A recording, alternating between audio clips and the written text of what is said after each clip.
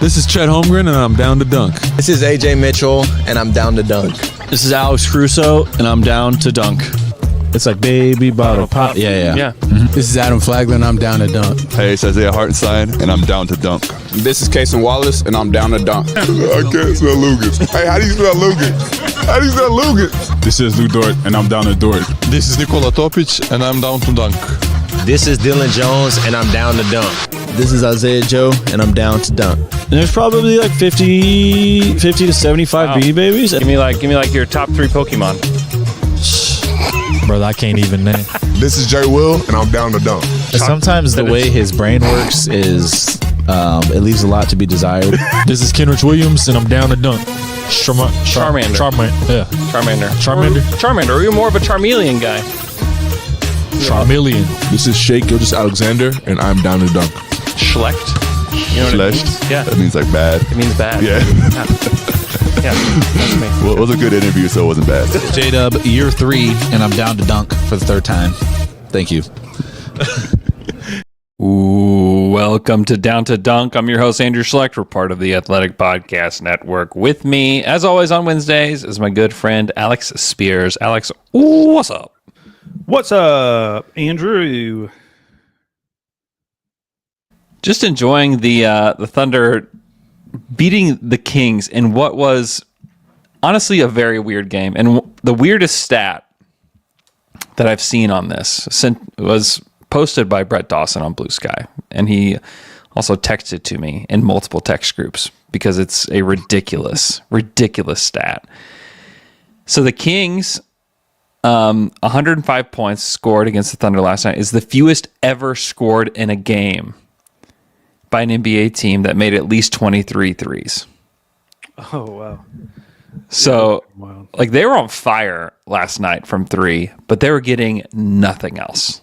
Just absolutely nothing else, which is just crazy. And you look back at, like, points in the paint and where they scored. I mean, they were 40% on layups last night, 6 of 15. They were 1 of 4 on floaters. They didn't even attempt a dunk last night.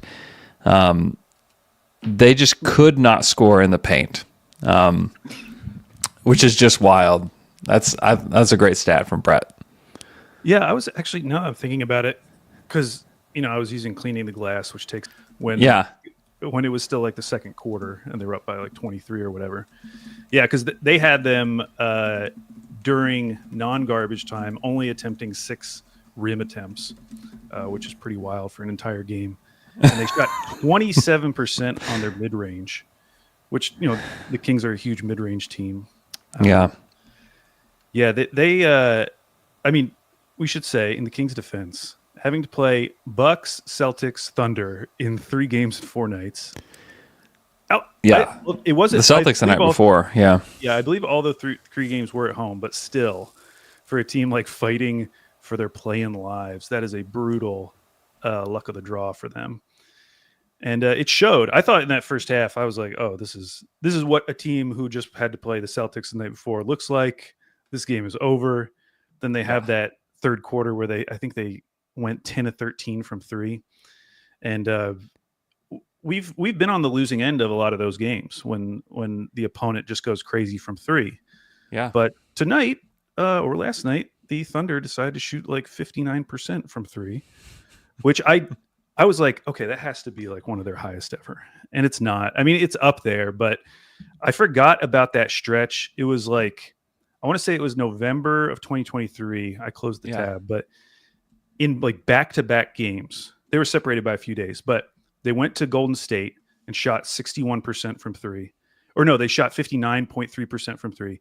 And then 3 nights later, they go to Portland and shoot 61% from 3. Which was a game I remember because it was just like over instantly, just when you're hitting threes like that.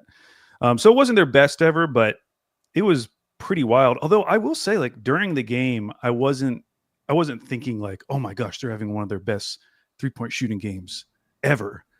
Like it didn't feel that way, even though the stats say that was what was happening. Yeah, it was just funny just because the Kings were just fighting and clawing, and they were making tons of threes. Like that must have been so disheartening to watch watch the score as your team is like going off in that third quarter, and it's like, yeah, they go into the fourth down 9. I know. Down And how 9. quickly in the fourth, like it just kind of ballooned back. I Oh, was like, well, that was a fun little third quarter for you guys, but this is what the game has been. Yeah, it was like cool aberration there, Kings, but we're going to end this game now. Yeah, listen to this. By the 11-14 mark of the fourth quarter, it had ballooned to a 13-point lead. And it was just over. 45 seconds, yeah. Yeah.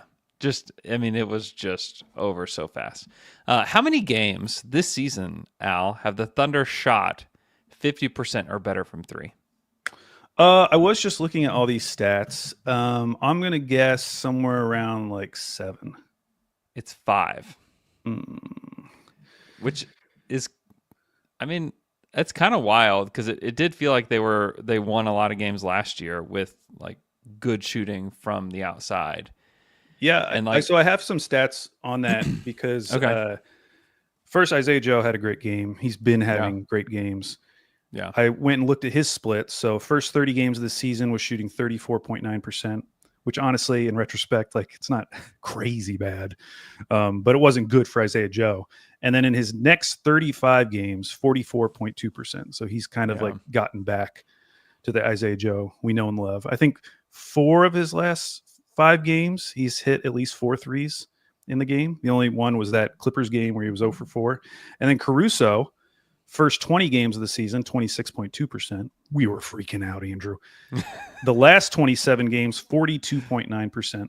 And so those two guys just like completely flipping and kind of getting back to who they are as shooters. I mean, Caruso probably isn't a 43% career shooter, but he usually hovers around the high 30s.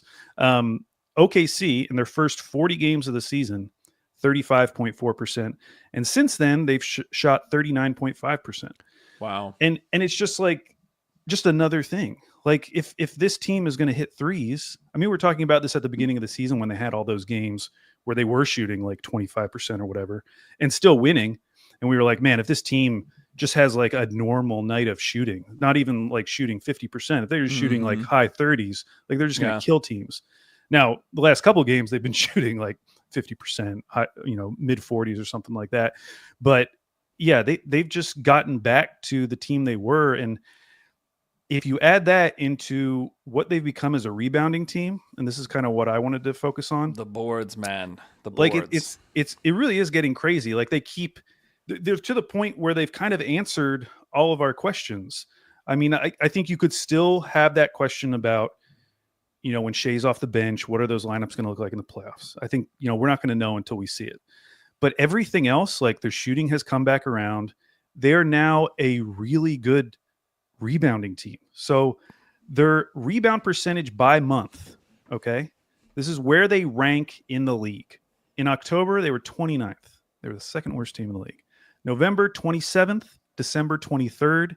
January, 20th. February, 7th. March, 5th.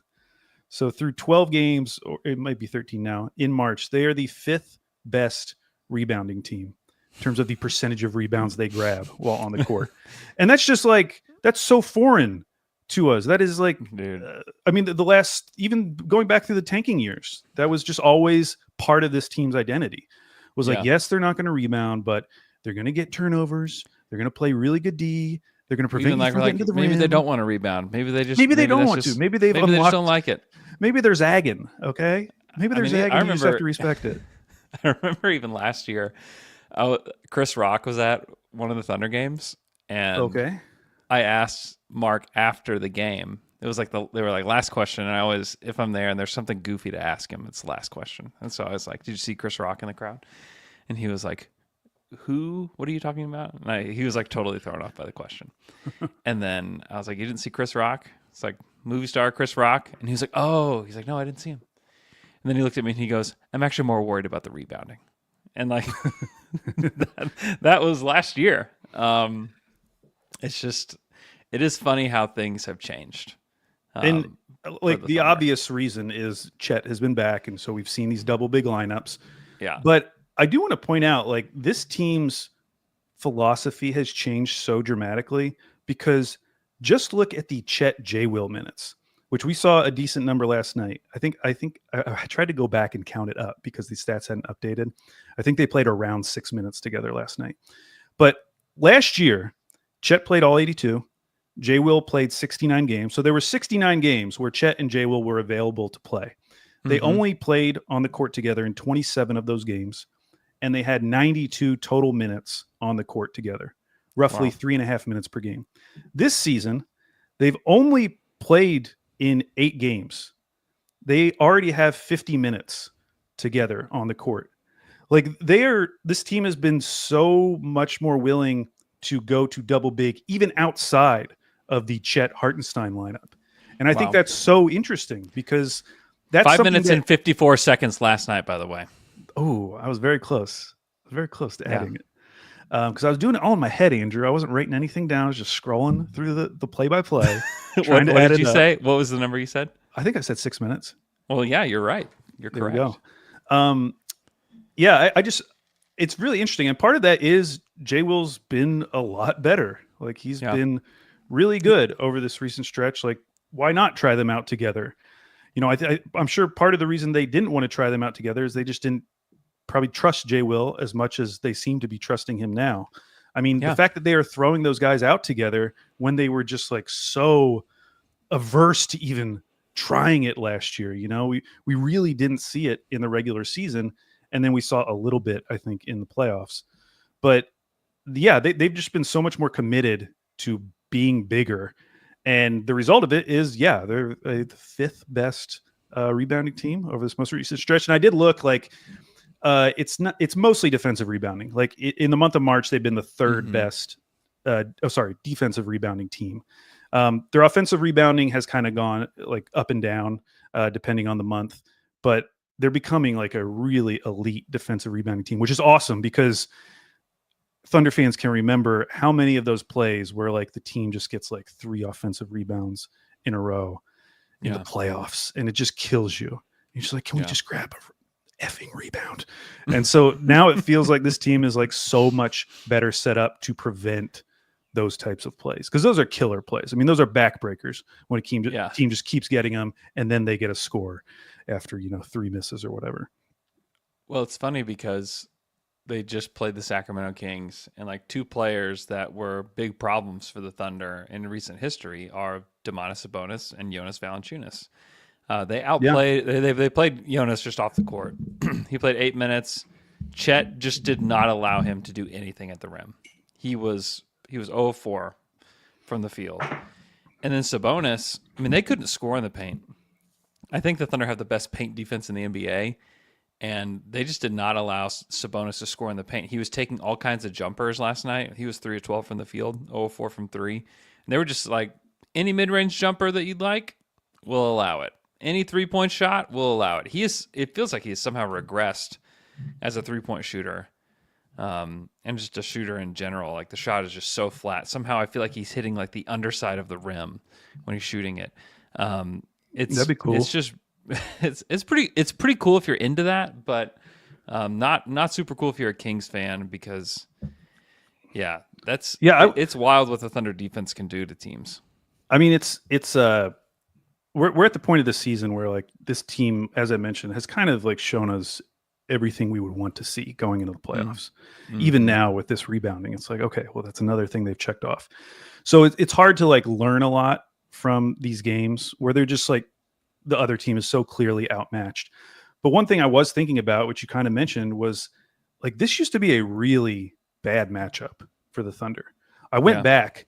So since the 2018-19 season, so yes, this does include those 2 tank years, but it also includes last year, it includes the year that they went to the play-in, it includes the last Rush year, the CP3 year. During that span, not including this year, they were, this is actually through December of last year.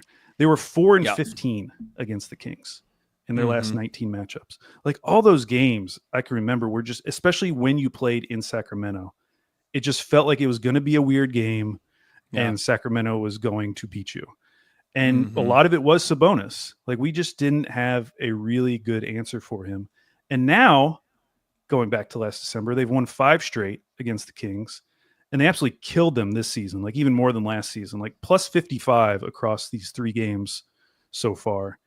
And I was looking back because I was like, okay, the rebounding has to be like, it has to have changed so much. So this was OKC's 12th game this season where they had a double-digit rebound advantage.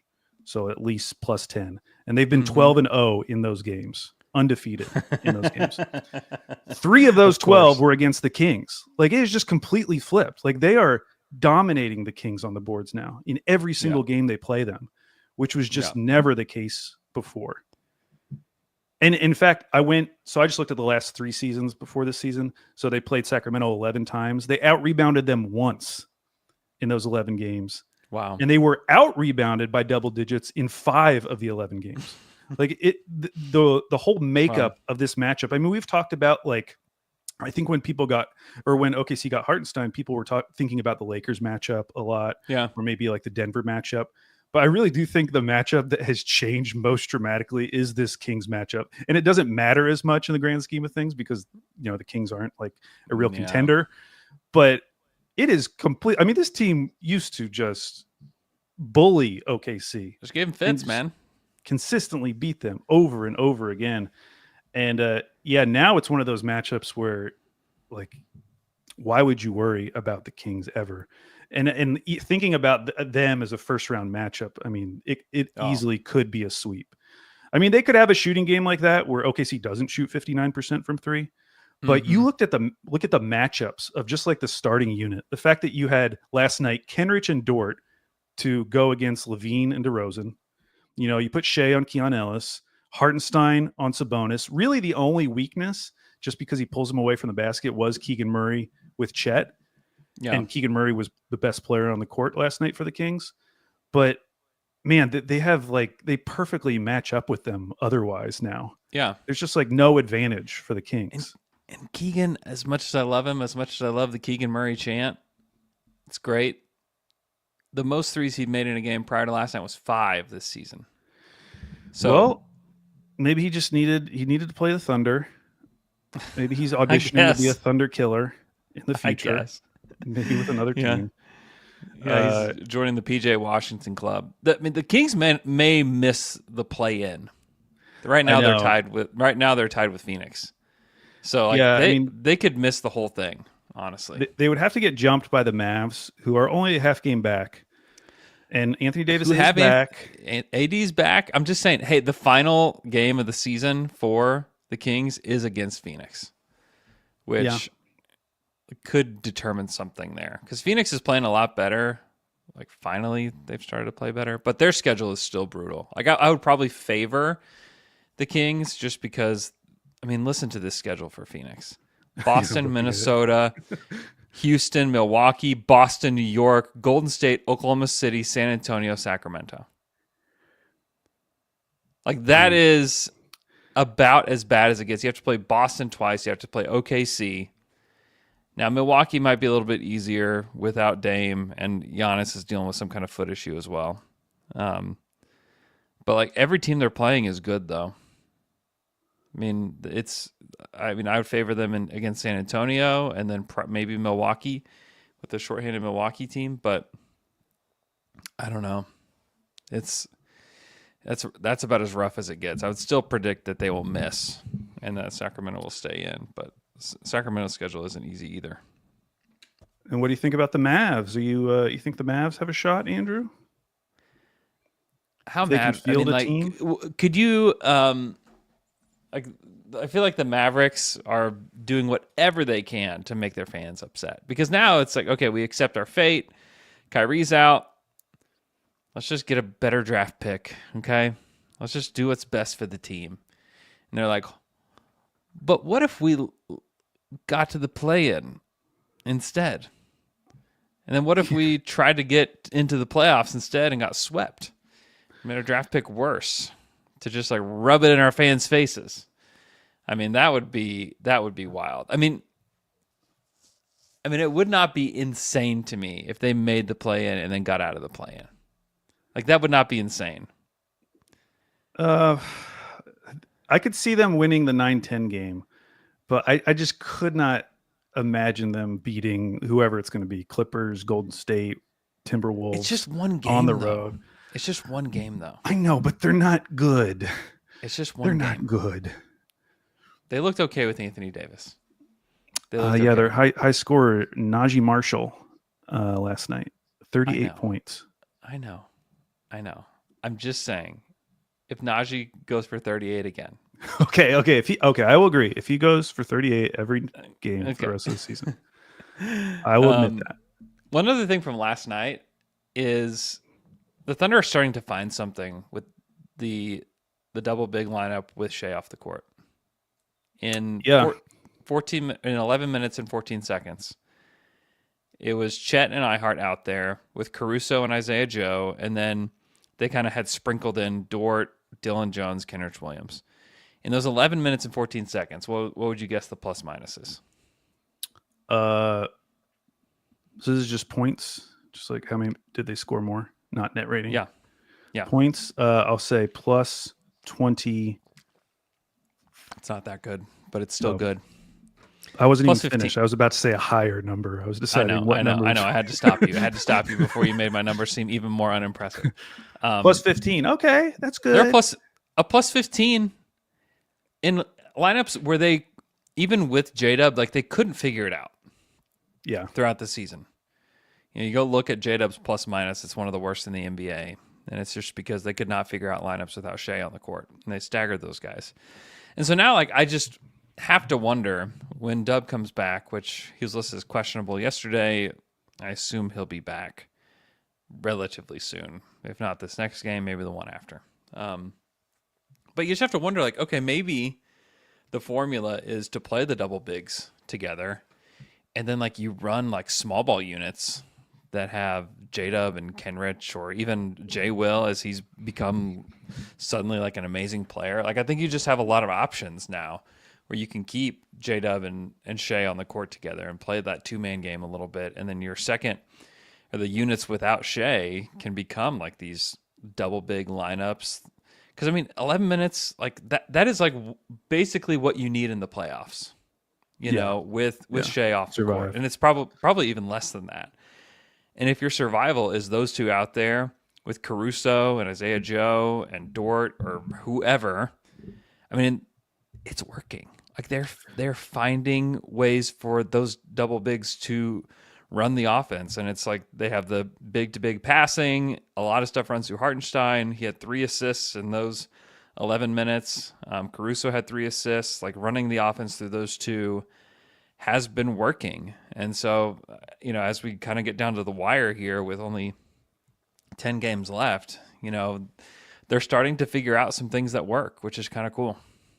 Yeah, and I think it works in part because of what I mentioned earlier, like the fact that Alex Caruso and Isaiah Joe are hitting their threes again makes that workable.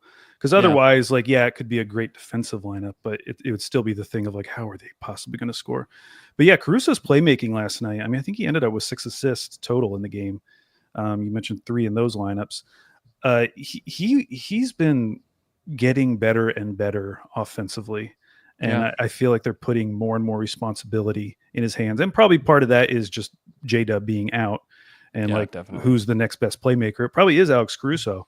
But he was great again. I mean, he was scoring, hitting some threes. He had 2 blocks. Yeah, I mean, if Caruso is like the secret sauce, like I really believe he is the guy that makes this team go from a very, very, very good team to like nearly unbeatable. Like if he is playing at the highest level, they're just really tough to beat because you know that lineups he's in are going to be good. I mean, he was a team high like plus 28 last night or something. He when he's on the court, lineups just destroy. They just destroy over and over.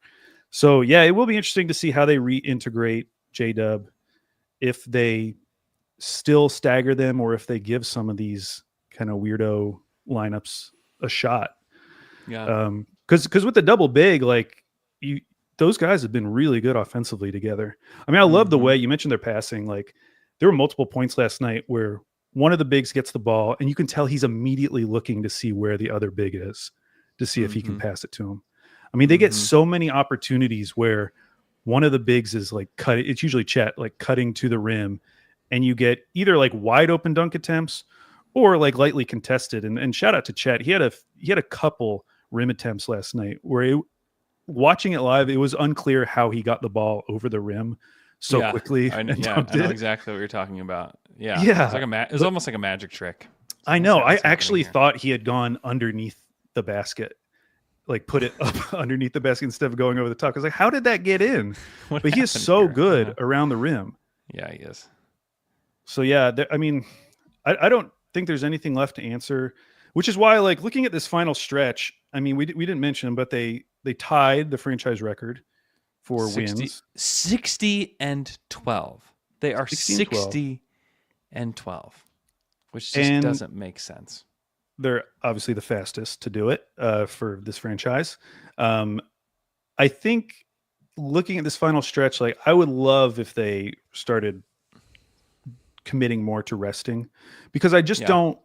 I mean, yes, it would be cool if they like went all out and got 70 wins, which I didn't think was possible. But over this recent stretch, it's like, well, maybe they could. Maybe they could just run the table at the end of the season the way they're playing. But ultimately, like, 70 wins is very cool. But man, I would just love for them to start resting guys, make sure everyone's super healthy. Because every game now, it's like there was that play where Isaiah Joe fell and he was down for a few seconds, and then you saw the replay and you realize, oh, he just smacked his face into the ground. He's fine. Smashed into the ground. Yeah. Yeah. But like every play like that, I'm like, oh, just please don't be long term. Same with like Caruso. It's like, just put him in bubble wrap. Like, I know he's playing great. Just save him honestly save him for the second round. If we have to play, if we play a team like the Kings, just save him for the second round. Make him a healthy scratch for the first round. I know. Yeah, because if this team's healthy, like, oh my gosh, they're just going to be, they could be so dominant. And that's really the only thing I feel like could get them right now. It's just if there's some stupid, like, short-term injury that becomes questionable if a guy's going to be available in the first round. Like, if they like kind of did like half tried over these last 10 games, we saw more Dylan Jones, like, especially against I know they play at least two more tanking teams. They play who they play? Utah, New Orleans, and New Orleans right at the end of the season too. I know New Orleans road. Has been okay as late, but that's the very last game of the season. So you got it. They got to be tanking by that point. I feel like they got to find ways to rest Shea down the stretch. Yeah, especially now. Like, I was just texting with Jay about this. Like, we got to start talking about Jokic's games played, folks, because he is questionable for tonight. They have 9 games left. He's only played 62 games. He has to get to 65. He's going to get there. He'll get Andrew? He'll get there. After tonight, it's going to be that he has to play in 3 of his final 8. What if he came back and rolled his ankle, Andrew? Listen, like, if he misses tonight, it's starting to get a little dicey. He has to play in 3 of the final 8 games, guaranteed to be eligible. Meanwhile, Shea's already at 69. If he plays 72, I'd be fine. Like, I don't. Yeah, I think he'll play more than that, but I'm sure he will. Yeah, it is cool to see them get the 60 games. You know, they just need one more to beat the franchise record, which is pretty wild. You have like the consecutive game streak from Shea, which he's 65 games of 20 points or more, which is broke a Thunder record set by Kevin Durant, which was 64. I saw that in the post game, and it's hard not to react to that. Like, how did KD ever score fewer than 20 points? How did that ever happen? Like, especially OKC KD. Yeah. Like, he was just automatic. I wonder if he got like injured in a game. It must have been a weird game for that streak to end, that he scored fewer than 20 points. Yeah, maybe so. Or they were just blowing a team out so badly. Yeah, maybe. But to beat KD for any type of scoring streak like that is super impressive, because KD was automatic back then. Yeah, I mean, to say that Shea Gilgeous-Alexander has a chance to be known as like the best scorer to ever put on a Thunder uniform is kind of insane to think about when you think about the guys that have been here. Yeah, I wonder where he ranks.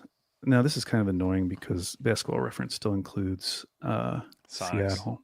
Yeah, I know. I cannot wait until there's a team in Seattle so that we can have a clean Basketball Reference page. Okay, so right now he's already third for Thunder. Russ is number 1, KD's 2. And they're, Russ is at 18.8, KD was at 17.5, and Shea's already at 10,000. Mm-hmm. So a couple more seasons and he'll be there. That's so crazy to think about. Because he, as a point of reference, he's probably going to end up scoring like over 2,500 points this season. So he's only about 8,000 back. So 3 more seasons and he'll have scored more points than Russell Westbrook. It just doesn't seem possible. I know. How is that possible that he's already there? Like, that's just crazy. And he's going to he's played, he's probably going to play less minutes than he did last year. That's totally possible. I don't know. It's crazy, depending on how many games he'll play the rest of the season. But, man, that's wild. That's wild. That's Andrew, it's a special team. Anymore. It's a special team. They truly are. All the stats that you can pull. S. Henny shared a stat with me yesterday that there have been 4 teams besides the Thunder this century that have gotten 60 wins before 13 losses. Yeah, and it's the 16 Warriors, the 16 Spurs, the 07 Mavs, which is kind of that funny. The We Believe? Well, opposite and then of the We Believe. Yeah, and then the 2000 Lakers, and that's it. Wow.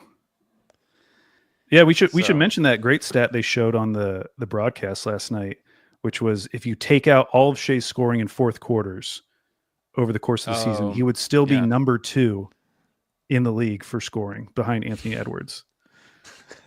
Which makes sense when you think about it, just because he's done so much of his work outside of the fourth quarter. Yeah. But still, it's an amazing stat. That's just amazing work by Shea. I don't think do you remember one of my bold predictions, Andrew, was his team was going to finish number 1 in offense and number 1 in defense. Yeah. Based on cleaning the glass. Now, it's not going to happen, but I do think they have a chance to get to the number 2 offense. Like if they played closer. This out, because right now on cleaning the glass, they're 120.7 is their offensive rating. Boston is 120.8 and Denver's 120.9. So they are 0.2 away from being the second best offense, and they're obviously the number 1 defense. Then Cleveland is so far ahead. Yeah. We talk about it's actually the same gap. So OKC's defense is at 107, Orlando's second at 110. For offense, Cleveland's at 123.2 and Denver's at 120.9. I guess that's a little less than OKC's gap, but man, that's really impressive too. Yeah, that's wild. Yeah, on NBA.com, the Thunder are 4th at 118.9, tied with the Nuggets. Oh, okay. For third, and then Boston and Cleveland. Boston's at 119.4. So it's gonna be tough to make up like that half point. Yeah. Over the course of the next 10 games, but who knows? They're definitely not catching Cleveland. You're right about that, and no one's catching OKC in defense. On NBA.com, they're 106.2. Wow. And 109.5 is the Clippers. Yeah. It's crazy, Andrew. It's very cool. Crazy. It's just an incredibly fun season. I'm so happy for young Thunder fans. Because we're so nostalgic for those old KD Russ teams. That's what we grew up on. We were late teenagers, early 20s, I guess, when that team was really peaking and really formed some critical memories for us. And just knowing that younger Thunder fans are not just getting to experience that, but also watching the best Thunder team we've ever seen. We'll see what happens in the playoffs, but in terms of regular season team, it's clear at this point, this is the best Thunder team we've ever seen. Yeah. And in the playoffs, you look up and down the Western Conference, they should be favored to go to the finals.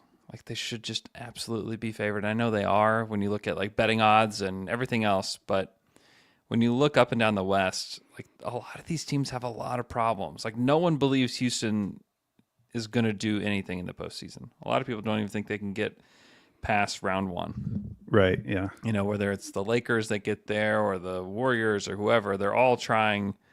Everyone would love to be basic, and you don't really want to be this team, but if you could be in that 7-8 matchup and you're the one to win, and if Houston stays in that spot, which they've now got a 2-game lead on Denver. That's wild. So, That's a bummer. I was really hoping they'd be in the 4-5.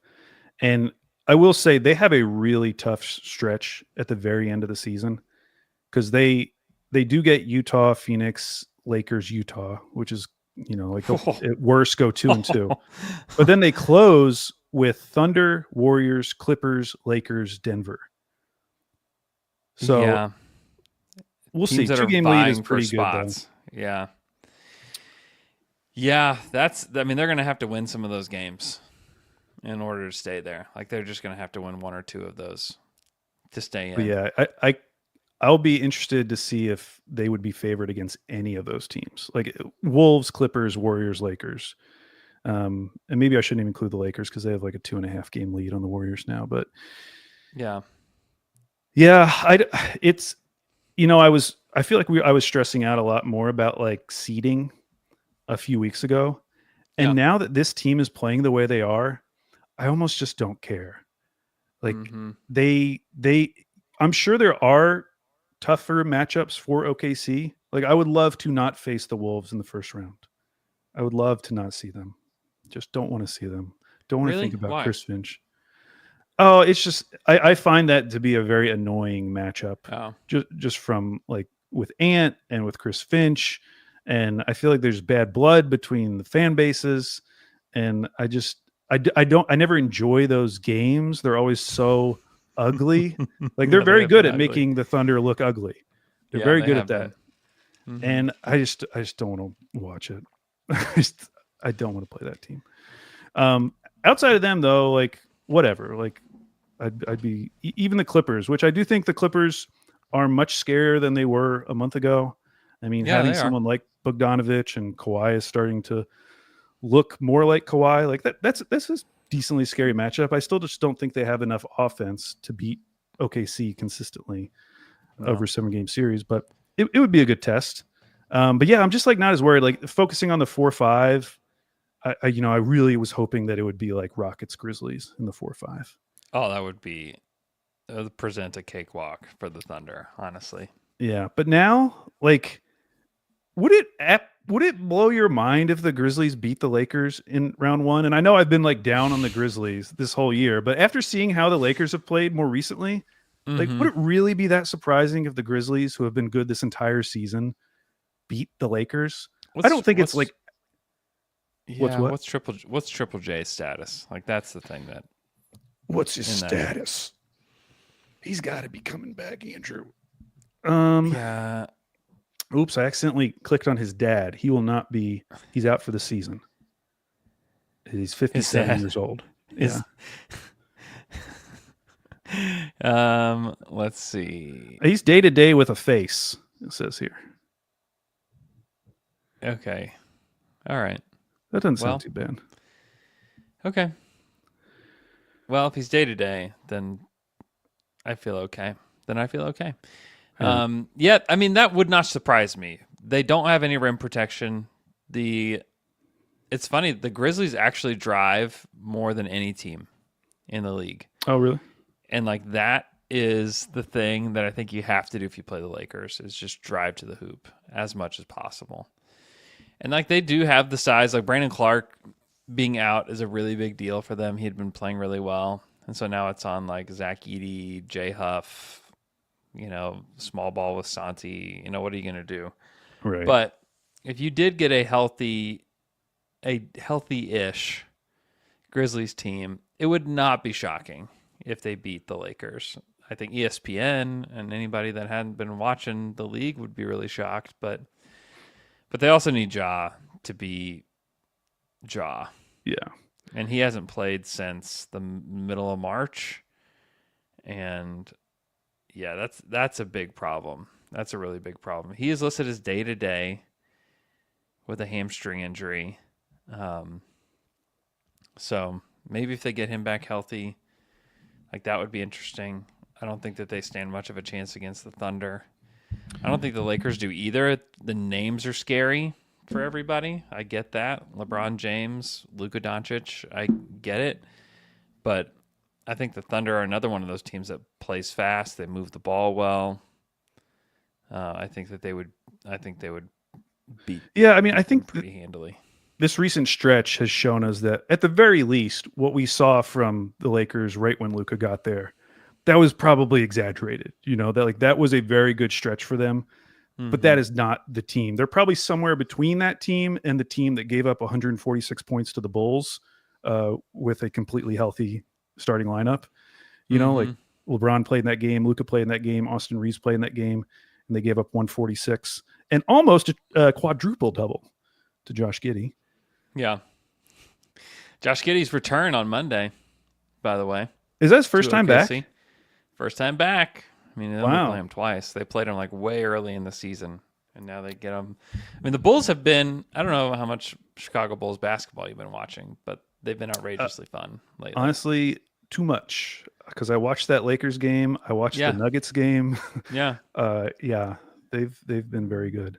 They're fun. That's a very fun basketball team. So, yeah, I'm excited to see them here in Oklahoma City. But yeah, I'm just not stressed out about it. I still think, I kind of poo-pooed the Warriors, and they were terrible last night. They just got absolutely rocked by Miami. But their closing schedule is pretty favorable. Like, they still get New Orleans, 2 games against San Antonio. They get a Portland game at the second to last game of the season. And then they get a chance to play some of these teams above them, the Lakers, Denver, and Houston, with 2 of those at home. So it's not out of the realm of possibility that they could jump up into the 5-4. Yeah, they just need Steph back. Yeah, they need Steph back. The fact that wasn't like a major injury is a huge shocking. The way it sounded. Yeah, that was terrifying. That was terrible. Yeah, I mean they are interesting, but I don't know. I just don't know if I believe in their depth. I mean, Kuminga has not been super good since he's come back, and you have to play him. I don't know. What team what team would you be most scared of, like in round 1 or 2? Oh, it's the Wolves. Yeah, I just think they've had the type of season where it seems like there's a good team hiding underneath there. They've had a really weird season, and yet every time they've played the Thunder, they've looked very good. I mean, they have the they're currently the 4th best point differential in the West. Yeah. And they're the 8th seed. They're only behind Memphis and Houston in terms of point differential. Like, there's a good team hiding under there. In fact, let me go look at Clean the Glass has a stat, like how many wins would they be expected to win, just given how they're playing. Yeah. And I would guess for them, they let's see what it is. Yep, they have won 5.7 fewer games than they would have been expected to win. Their expected wins right now are 46.7, which that would put them as like the 3 seed above Denver. If they just won the amount you would expect them to win. Like, I think that's a good team hiding in plain sight, and I don't want to play them. Because I think they absolutely could win a first-round series. I mean, whether they could beat OKC or not, I don't know, but they could absolutely win whoever they face in the first round. Yeah, I don't. Outside of like a Thunder or whoever matchup, like I think there's going to be some really fun first round series. Yeah, I feel like every series is going to be good, because even though this Western Conference isn't quite as good as we thought it was going to be, like we may only get one other 50-win team. I mean, Denver could get there, but they need to go 5-4 in their last 9. They've been pretty bad, but it's possible. It's not a dominant Western Conference, but the depth is still a thing. Like, outside of the 9, 10, 11 teams, like those top 8 teams are all legit teams. Yeah. They are definitely legit. It's going to be so fun. Like Golden State and the Nuggets. If season ended today, like that's what you get. Which Yeah, I think I'd favor the Nuggets, but really all depends on like what version of Jamal Murray do you get? Because if they get a bad version of Jamal Murray for 4 games, then like the Warriors could definitely beat them. I don't know. It's crazy. It's crazy to think about. A Denver Lakers first round matchup in the 4-5, which is now the realm of possibility. That would be really interesting because most people are looking at Denver and the Lakers as like the 2 biggest threats to the Thunder.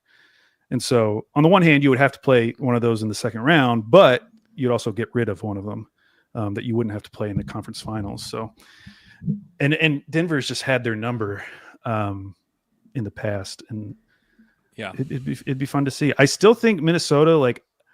You're so scared of Minnesota. You really believe in this team.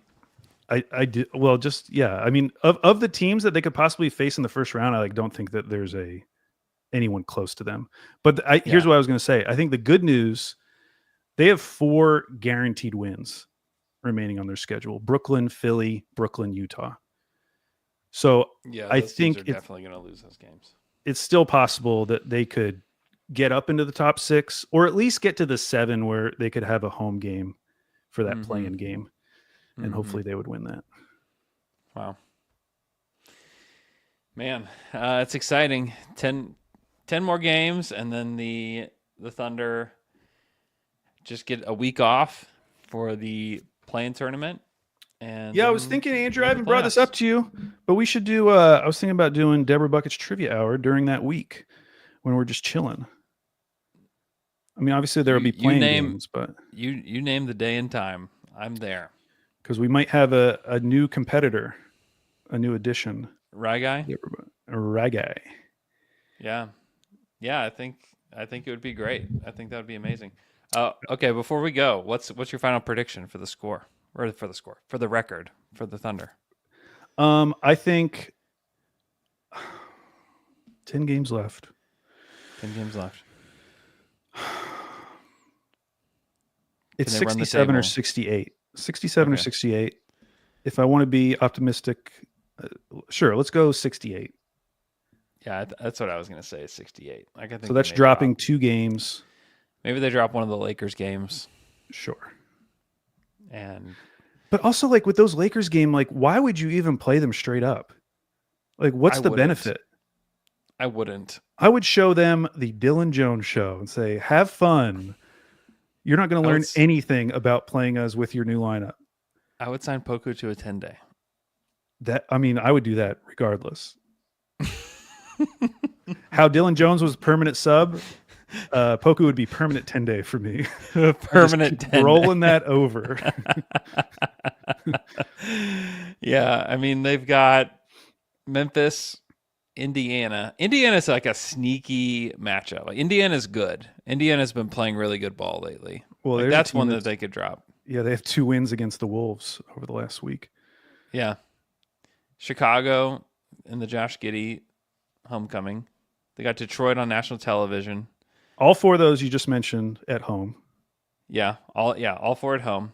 Then they have Houston on the road, which they could drop that one. Sure. And then Lakers at home, and then they finish the season on the road, Phoenix, Utah, Pelicans.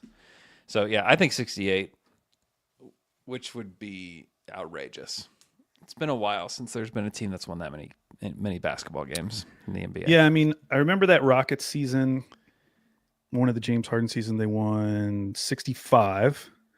And then there was the year before the 73 win season. That was 67, I think, for the Warriors. So 65 for the Rockets, 67. Yeah, if they got 68, it would be the most since that 73 win Warriors team. Oh, really? Yeah, because I was thinking about Spurs teams, but I'm looking at those. They had a 67 win team in 2016, the team that OKC beat. Yep. Yeah. Wow, that would be crazy. Okay, maybe realistically, it's probably 67, Andrew. It's probably 67. I want them to be resting. I'm taking a game away. Okay, a rest game. Yeah. They've rested 2 games already and won both of them by like a cajillion. That's true. So yeah, the rest doesn't really mean that much to me with this squad. Yeah. It's like because Aaron Wiggins is a number 1.